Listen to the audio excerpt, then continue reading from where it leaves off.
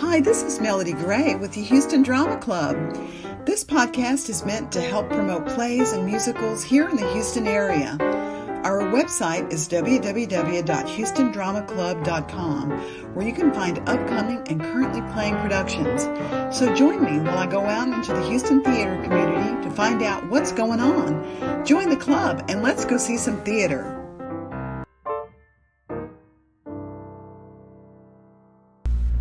Hi everybody, this is Melody Gray, and I'm so excited to be down here at Clear Creek Community Theater with Hales. I don't know how, Hales, Yeah. Luke Hales, and Robert Meek. Yep. Now, are you the director, Luke? We both are. We're co-directors. Oh, co-directors. Together, yeah. Great. And they're doing Much Ado About Nothing by some guy named William Shakespeare. I don't know. And so I'm just here to talk to these guys, and I want to talk a little bit about Clear Creek Community Theater, and then I want to talk about the production. Yeah. So I understand this place has been around for a minute. Oh yeah, we're actually going into our 55th season coming up. This is it hasn't been all 55 years at this location. Yeah. But yeah, the name, the company, the group. I mean, we were founded by like astronaut wives. Yeah. I mean, Buzz Aldrin's wife was one of the leading ladies in one of our very first productions. With Homeworld Angel, I think. Yeah. So I mean, we have the theater has a deep history with as far as the Clear Lake, Nassau Bay area, and then we've been doing Shakespeare's here for over 10 years now.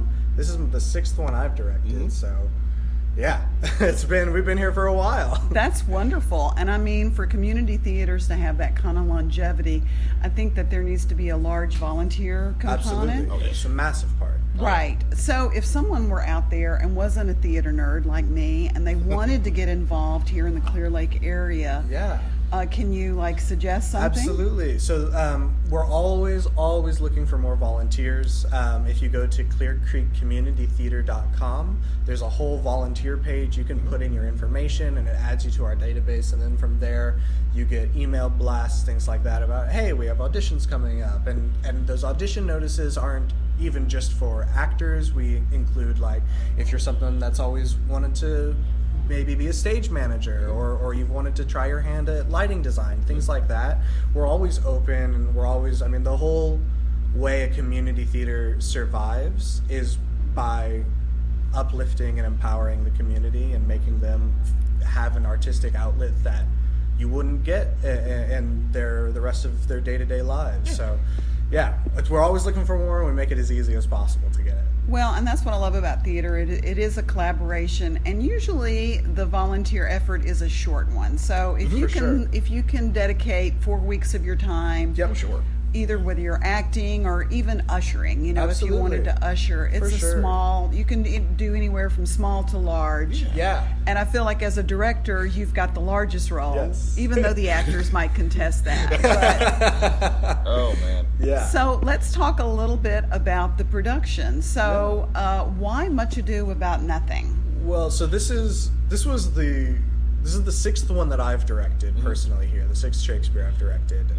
Luke's been a part of the last 3, 4. Something like that. Yeah. A few. And honestly, I've done a lot of tragedies. I did. I started with Tempest, which is sort of a dramedy. Then I moved to Hamlet. Then Romeo and Juliet. And then from there to Titus Andronicus. And then we did Mackers the year after that. I mean, it was just heavy drama. And for those listeners, when he refers to Mackers, and I cannot say the word, so I will write it. It's like a little bit of a theater jinx to say the word, and especially we're doing this interview on set. Yep. So it's kind of like a bad thing. So just read a little bit. You'll have to read about this later. I'll mention it in my post. But Luke and I, once we found out that we were going to be co-directing this, because both of our schedules were a little too hectic this summer for one person just to do it on their own. And he's been in the last 3 with me. He was the Friar in Romeo and Juliet. Then he played Titus and Titus himself, the character. And then he was our Banquo last year in Mac. And so it was just one. we've had a wonderfully collaborative experience through all of those years and throughout that process.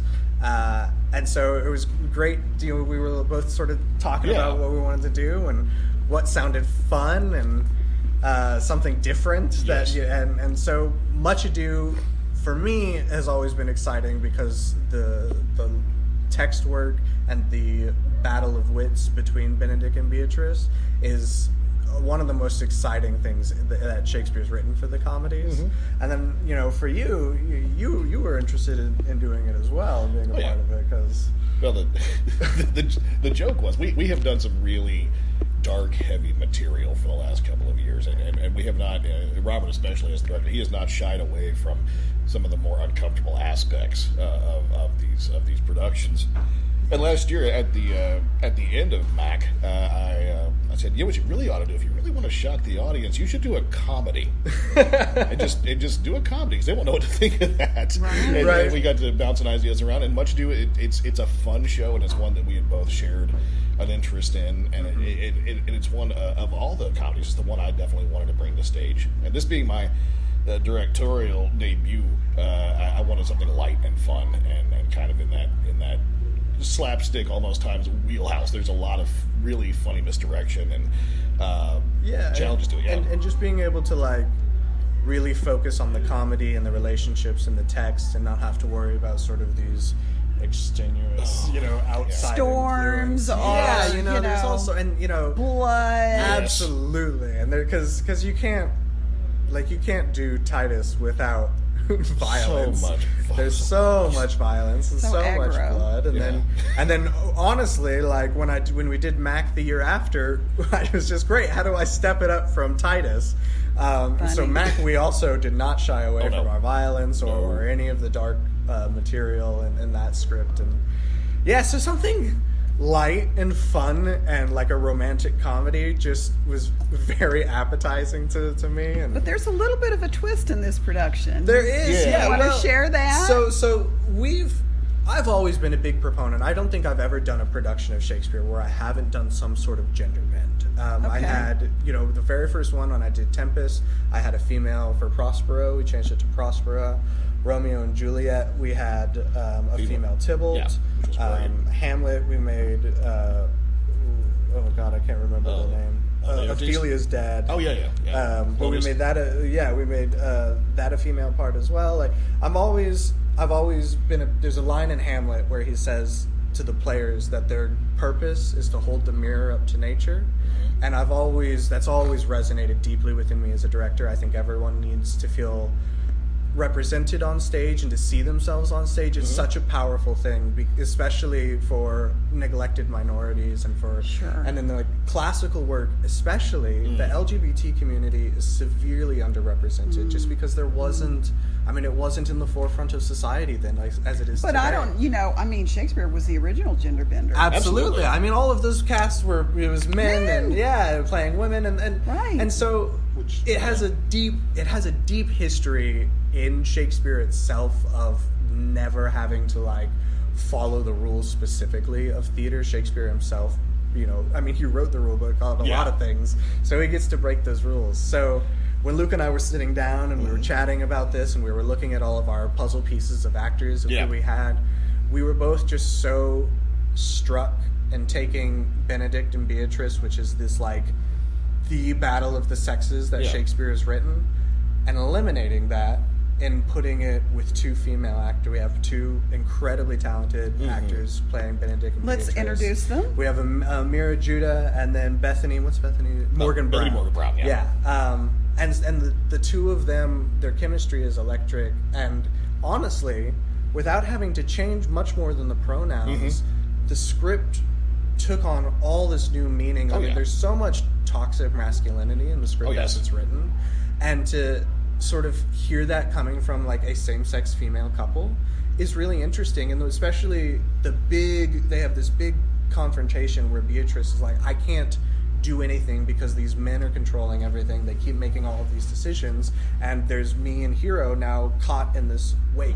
And normally having Benedick be a man in that scene, we see, please help me. You use your manhood in a way that can help us here. Go save the day. Go save the day. Yeah. Go fix the issue. Yeah. And to put that on a woman, and to put that in a same-sex couple, both of them talking about these men that are controlling their... It works. It works And so it's well. still incredibly timely. It's so... and setting it modern and having all of that in a modern setting with I think audiences are going to be able to connect with the script in a way that they haven't to before, because it feels so fresh and it feels so just honest. That's the big thing Luke and I were striving through the whole thing, especially with comedies, is it has to feel honest. It has to feel truthful. It all has to come from a place of honesty. Otherwise, if the audience won't believe it, what's the point? Yeah. Well, I often think that a lot of people like to do Much Ado About Nothing is because it's written more in prose versus verse. Absolutely. And so tell me what the difference is between prose and verse for those of our listeners that may not You want to grab that? Sure, that's fine. So the majority, especially the higher class characters in Shakespeare, they typically speak in iambic pentameter, which sounds like a heartbeat. For those who are unfamiliar, it kind of goes dun dun dun dun dun dun dun dun. And prose being the opposite of that, it loses a lot of that structure. A lot of those very I don't really know the word. They're so formulaic. These metered sort of. There's that meter goes away and it becomes just regular speech. Still using a lot of Shakespeare's patented and trademarked words that he just made up on the spur of the moment.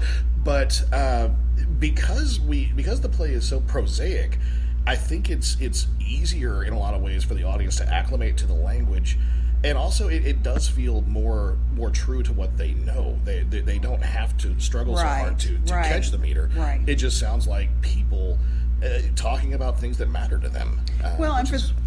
Go ahead. I'm so sorry. That's pretty much it. Well, and I think that if someone is out there listening and they're like, "Oh, I don't like Shakespeare or whatever because I can't understand it," this may be a good show for you to come see. Absolutely. A lot of times when people think of sort of the overwhelming Shakespearean language that, they're hearing to be or not to be, they're hearing Romeo and Juliet, like things that they had to read in school, which 9 times out of 10 is read by someone who has no idea what they're saying. Mm-hmm. And so it's just not a great place to foster an early appreciation or understanding of it. Right. And so for people that don't have as much experience in Shakespeare or that have been kind of intimidated by the language of it, Much Ado is such a great entry point because it is so much in prose, and because of the modern setting, it allows the audience to acclimate super quick, so that as opposed to Romeo and Juliet starts and it's the top of show and there's "Do you bite your thumb at me, sir?" and it's very Shakespearean and it can seem, if it's with the wrong production, an audience can have that play start and immediately tune out. They just won't find the language accessible. Yeah. Whereas this, it's the play just starts. Most of the characters are speaking in prose. There's very few times that we actually slip into metered speech in Much Ado.